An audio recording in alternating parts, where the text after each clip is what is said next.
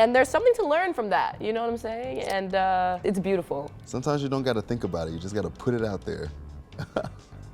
I'm gonna remember that. She's looking at her I'm team. gonna remember that. Hey, I'm Willow, and this is Billboard News.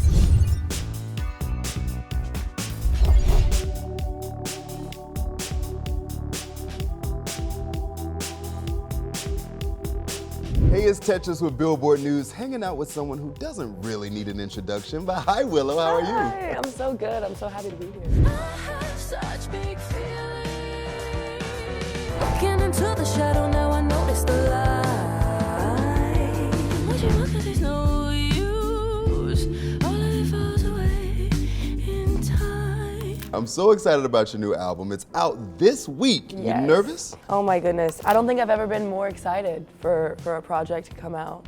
I can't wait for people to hear it. And the title, I mean, love that, Thank empathogen. you. So tell me Yes. the inspiration behind why you wanted to name the album that. Well, you know, during the time that, you know, these songs were kind of coming into being and I was creating this concept for the album, I was learning a lot about indigenous plant medicine. Another, you know, name for these molecular compounds, these ancient molecular compounds, are called empathogens. Empathy and pathogens. Pathogens that create empathy when you ingest them.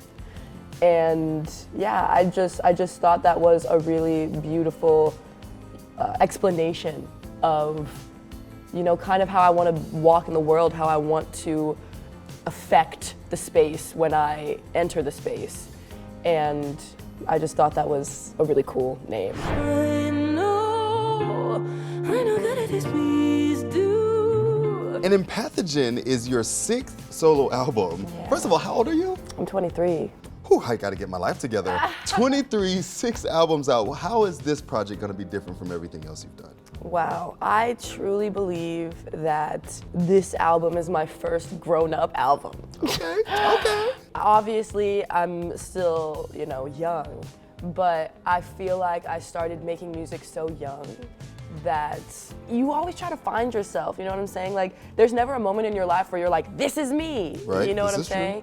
But there is a moment in your life where you realize what really matters to you, and you realize the path that, no matter what changes, the path that you're always gonna be on. And for me, that path is sharpening my musicianship, sharpening, you know, my compassion, and those two go hand in hand. And I feel like this album is the first album where, like, I'm on the same page with myself. Nice. Yeah. And now that you've found yourself, how do you feel like you would describe the sound of the album?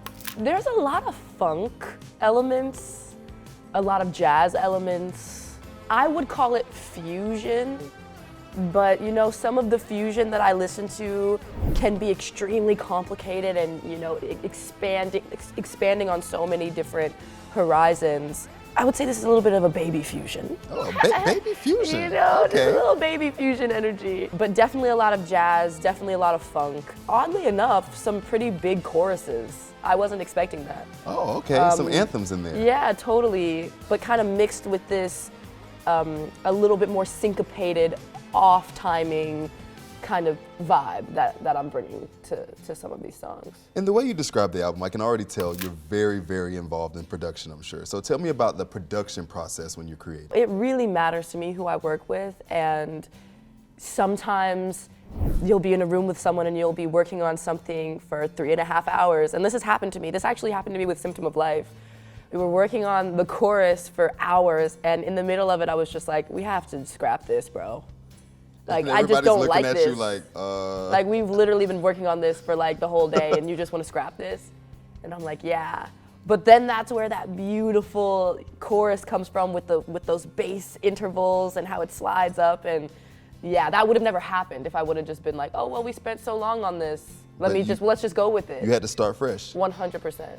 And you're talking about like you're very careful about who you pick. So also some cool collaborators on this album, St.Vincent, John Yes. Batiste. Why did you pick those artists first?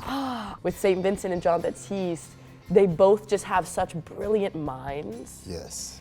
And personally, I feel like this new album and me coming into myself even more, like, these are the kind of people that I want to have around me. These are the kind of people that inspire me. These are the kind of people that stretch me to become not only the musician that I've always wanted to be, but the person that I've always wanted to be. The album's out this weekend. You know, people will know who you are as a musician now. Who's somebody you will want to hear the project and be like, oh, Willow's dope, and that kind of that dream collaborator? Oh my goodness. Napalm of Hiatus Coyote. David Longstreth of the Dirty Projectors. I mean, I could go on forever. Okay. But you know, who knows? Hopefully one day. But this is a beautiful start to a journey that's going to go for the rest of my life of just honoring the craft and honoring the lineage that I'm a part of. So I couldn't be more grateful. And now let's talk about the single. So let's talk about Alone. The vocals, amazing on Alone.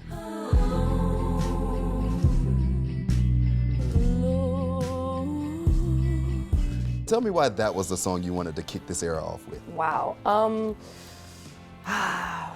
So Alone has a lot of different elements to it. It has that 5/4 groove for a little bit, which is a little bit off kilter. It's not something that you hear very often. But then it breaks down into this like rocky section. And you're so good in that pocket, by the way. Thank you so much. I wanted to kind of create a bridge between what this album is going to sound like and what I've done in the past. And you know, doing a kind of a different odd time signature and using my vocals in a different way, but also giving that big kind of big guitar section, belting section. I felt like it was just a really nice bridge. I felt like it was a good bridge. And that's musically, but also lyrically. I mean, the song is very vulnerable. So how was it to like write from like a personal space? I had a lot of practice doing that on Coping Mechanism. I feel like Alone is different from Coping Mechanism because Coping Mechanism was very outward, like lyrically the energy was very like outward, but Alone felt very inward, like I wasn't looking at the world and critiquing it, you know what I'm saying, and being like, this is what I don't like and you did that to me and da-da-da-da. It's more about like, damn, like how do I feel when no one's around? What are the things that, you know, what are the things that scare me? What are the things that bring me joy? And yeah, that song is really special to me. What I think I love talking to you about is that you sound like you're still a student. Like you're always like anxious to learn. Of course. I definitely feel like the day that I die will be another big learning lesson. Everything. I'm finding something out you then know too. What I'm saying? We're finding things out every day of our life. We never arrive. That's why this album for me doesn't feel like I'm arriving somewhere. It feels like I'm settling into a path that I've always wanted to find and I always knew was there, but now I'm just trusting that like, oh no, this is the path, like, cool. Like there's no question in my mind of like, I'm just gonna be walking this path forever. Yes. Yeah. And let's talk about the visuals for Alone. Hell yeah. How was it to be in the creative process of that? Man, you know, I'm always so focused on the music and I'm always so focused on the lyrics and everything that goes into making a composition. And so sometimes other things fall by the wayside. That's so interesting that you say that because obviously I think your aesthetic and your look is like so interesting Thank you. that I would think like that's like top tier and where you're in your first thoughts. Now it's about to be. I feel like this, I did a really good job with this specific rollout and just the art that, you know, surrounds the music. But in the past, I feel like I definitely could have been a little bit more focused on that and not so obsessed with like just the music, but the music is the thing, you know what I'm saying? But yeah, this process, these visuals, it was a way more of like, okay, let me really hunker down and be obsessed with this for a little bit. And I'm glad, and I'm gonna continue doing that because it really matters.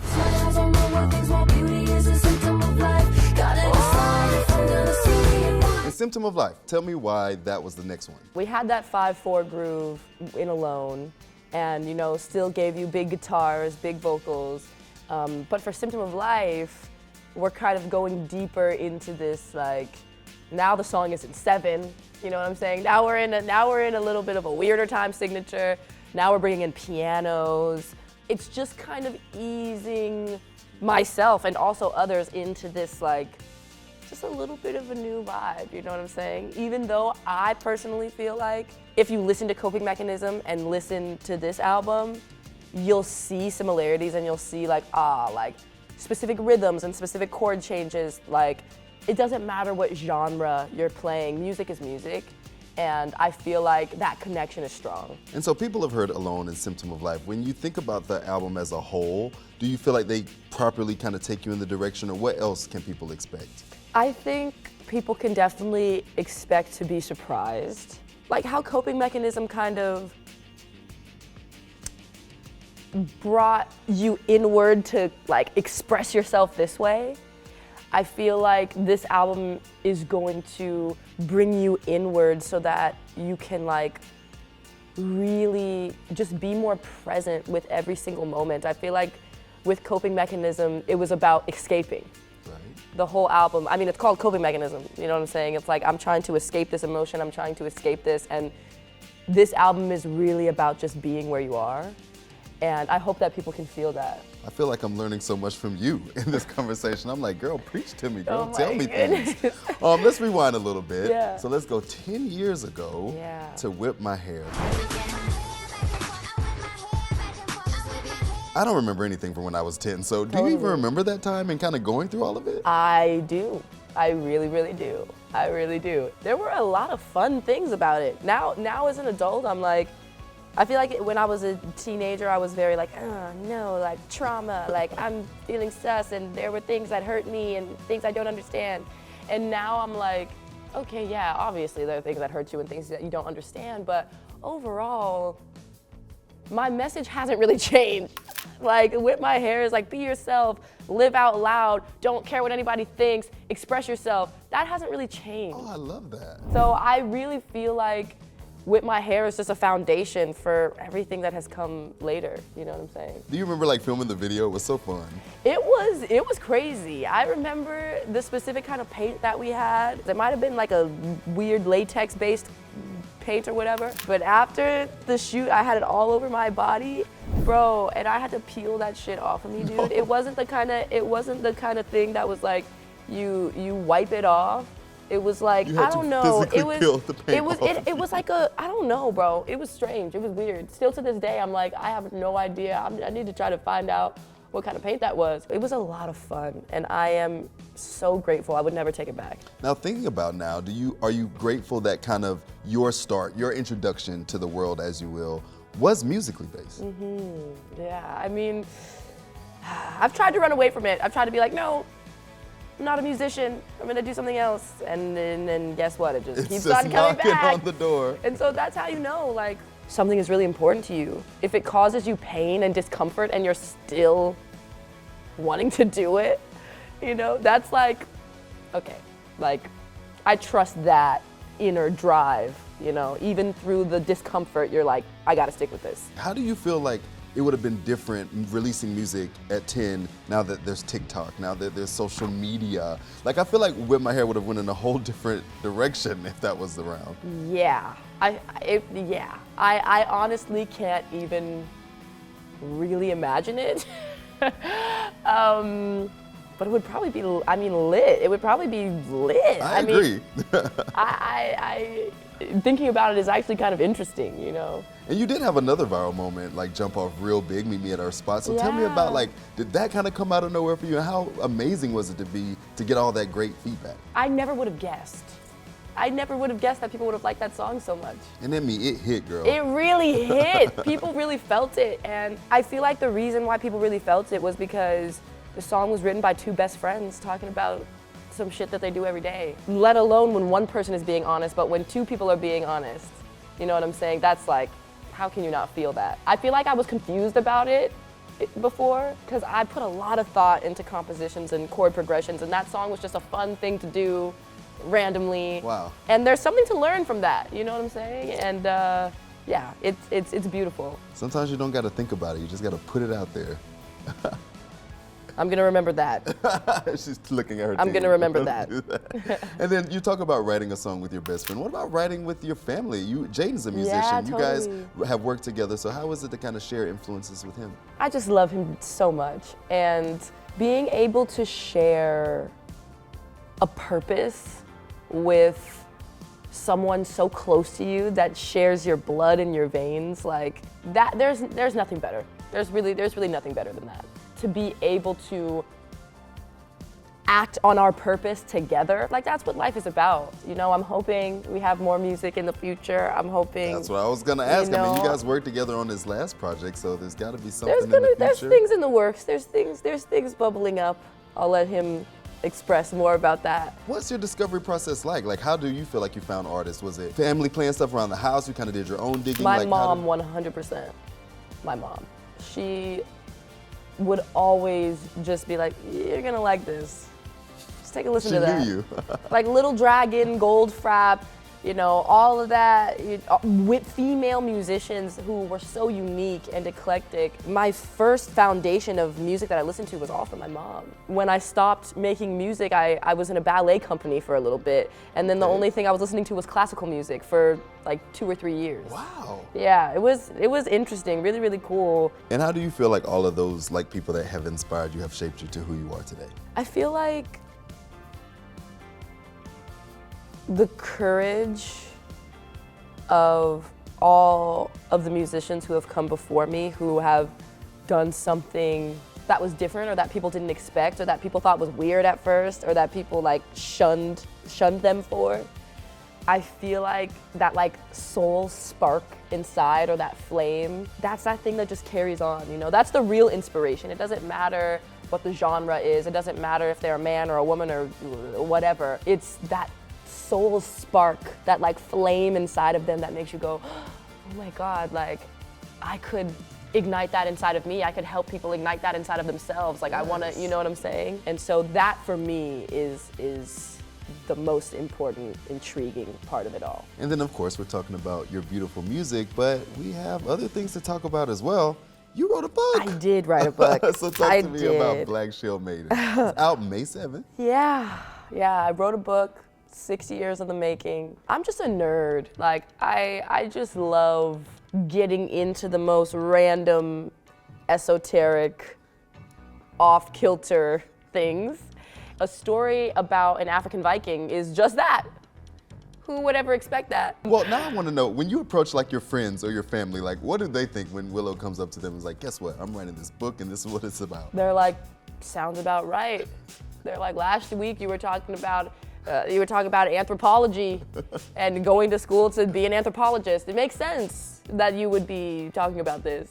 I think my friends and my family they just know me. They just know all of my weird quirks and all the things that I, love to read about and pontificate about randomly. So I don't think it was a huge surprise. And I mean, you're touching on a lot of topics here. So Scandinavian, African history, why were those things that you wanted to tap on in this book? It's so interesting. While I was in the process of writing the book, I realized I need to do some research about West African mythology. I need to do some research about, during the specific time period, and like, I hadn't learned about that. You don't learn about that in school, you know what I'm saying?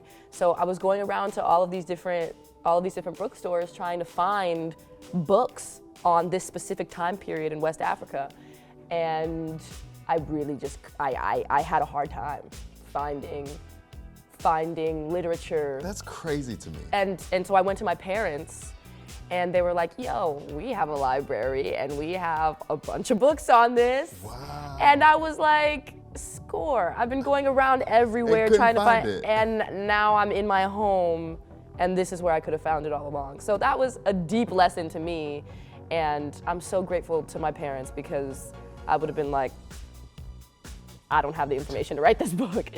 And also, big shout out to my beautiful friend, Jess Hendel, who has an amazing historical mind and creative mind. And, us coming together really made this book like exactly what it needed to be. And you talk about your growth. We've spoken about that a lot today.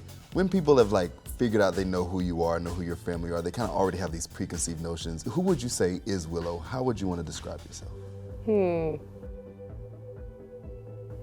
I would say Willow is